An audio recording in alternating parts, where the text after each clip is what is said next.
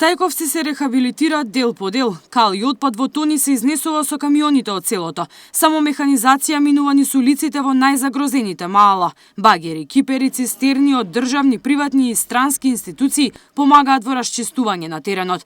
Повеќето улички се тесни и густо населени, па затоа отежнат е и пристапот со машини до нив. Онаму каде нема услови од насобраниот талок од кал се чисти со лопати и приколки и се изнесува од дворовите и од пред куќите на поплавените.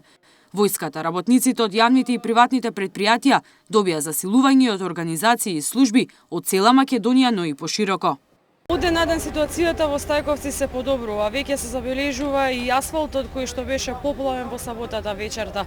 Петти ден работниците војската неуморно работат по дворовите и го вадат сметот и калта кој што ја донесе поплавата. Жителка од улица 15, куќа број 16 во Стајковци, бара привремен престој бидејќи е со мали деца и болна сестра. Вели досега никој не ја помогнал. Четврти ден спијат во кал и загрижена е за децата кои почнале веќе да повраќаат. Еве 4 дена спиеме во кал, во катастрофа. Овие почна да повраќаат децата. Исто така мајка ми беше дома. Сега брза помош. Улица 15 број 12 е величната карта. Не, само некои памперси што ни даваат, вода, некој таква. И влажни марамчиња, ништо друго.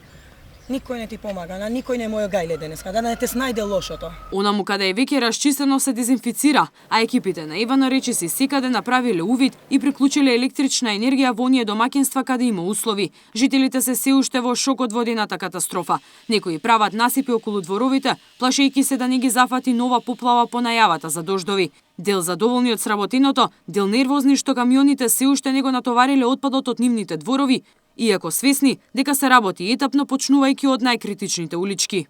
Прва сум 3 дена, 4 дена барам луѓе, никој не. Се идат горе по куќите чистат. А до сега овие што работеа со багерите? Само они што чистат тука на главната ничто, се тоа сами имаме сфрлено. Гледа. Сите 3 куќи. Значи све се искала, и мебел, и ламинат, и све, на нула се доаѓа. Све, ова е страшно. Почнува да смрди повеќе. Таму кај што беше веќе за да може да се пушти, се пушти. Има куќи кај што има скинато жици кај што не може да се пушти. И они не се со магично стапче па секаде знаеш одеднаш да се стигне. И ние треба да бидеме трпеливи луѓето за некои работи, значи. А има луѓе што претеруваат и со комунитарните работи. Кај мене да овдека, а надоле не може. Овдека не може да се приде. Стевите ли се позагрозени? Да. Почне да функционира, мислам, фекалната, мислам, тоа е, вода веќе има, колку толку, мислам, предност треба да се стави на фекалната канализација. А ние што сме првите тука, не, јавите колеги, жена ми, зет ми, ние само работиме. Вашите соседи беа повеќе под удар на поплавата? Море, јас сум тука до ударен, јас сум тука на двете страни удараш.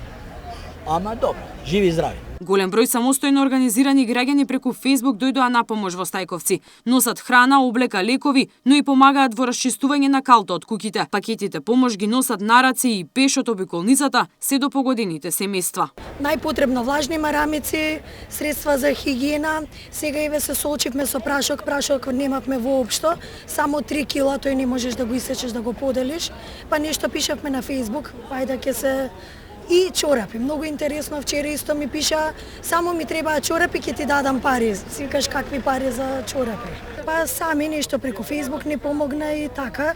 И имаше мајки што славеа роден ден и они се активира. Некои со средства, некои со пелени, со кашички, се што треба. Преку Сојузот на извиници на Македонија. Колку сте овде? Денеска сме 25 души. Вчера само во Стајковци? Да, само во Стајковци. Што помагате конкретно? Каде одите? Каква помош нудите? Физичка работа? Да, секаква помош, значи од тоа што го средуваме в школото до вчера за да го способиме да биде пункт.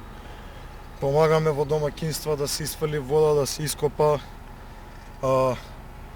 Разнесуваме исто пакети до кај што е потребно и така. Има потреба од хигиенски средства, но и многу работа треба да се успешно да се чистат. Механизација не е потребна секогаш. Ние дадовме во пунктот донација од средства за хигиена, храна, вода и облека дел.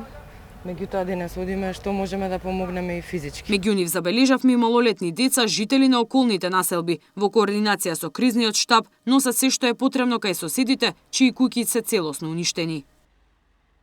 Помагаме што ќе ни кажат тоа, само да сме од корист. Од каде дојдовте? Колку години имате?